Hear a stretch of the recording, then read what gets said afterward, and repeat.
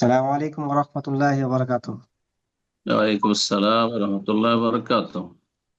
কেমন আছেন? জি, আলহামদুলিল্লাহ। বলেন প্রশ্ন। আমি মুর্শিদাবাদ থেকে বলছি। মাশাআল্লাহ, বলেন প্রশ্ন। আমাদের ইন্ডিয়ার ট্রেনের টিকিটের বিষয়ে একটু বলছিলাম। হুম। তা আমাদের ইন্ডিয়ার ভিতরে আমাদের মতন আম পাবলিক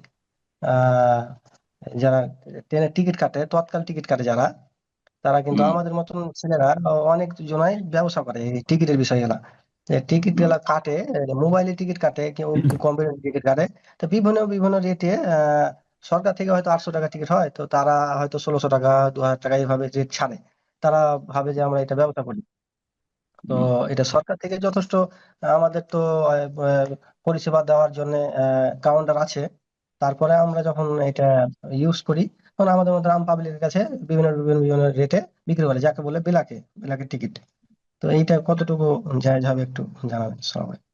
সরকারি ভাবে, রাষ্ট্রীয় ভাবে এটা কি নিষেধ আছে?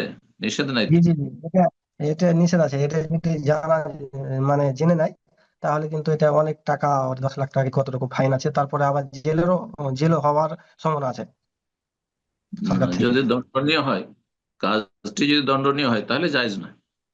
আর যদি কেউ এজেন্ট হয়, হ্যাঁ, সরকার এজেন্ট, আর তার এজেন্সি আছে, 50টা টিকিট কিনে রাখলো আর তারপরে সে সেল করছে, কিনে রাখলে এক রেটে বিক্রি করছে বেশি রেটে, আর এর বৈধতা যদি থাকে আইনত, তাহলে জায়েজ। কথা বোঝা গেছে? কিন্তু আপনি যেভাবে বলছেন এটা দণ্ডনীয় যদি হয় তাহলে জায়েজ নয়। বারাকাল্লাহ ফিক।